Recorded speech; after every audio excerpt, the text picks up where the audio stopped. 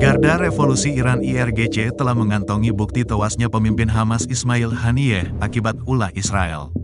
Iran pun mengancam akan membalas Israel dengan hukuman yang paling berat. Dalam laporan penyelidikan yang terbit pada Sabtu 380/2024, Garda Revolusi menyebut Haniyeh tewas karena ditembak proyektil jarak pendek. Proyektil yang bermuatan 7 kg bahan peledak itu ditembakkan dari luar wisma tamu. Iran sangat yakin pelaku penembakan adalah agen Mossad Israel yang didukung Amerika Serikat AS.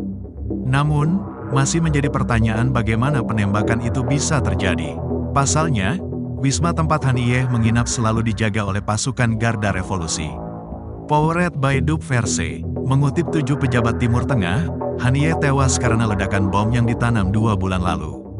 Bom tersebut diledakkan dari jauh saat Haniyeh menginap di Wisma Tamu pada Rabu 3.172.024 dini hari.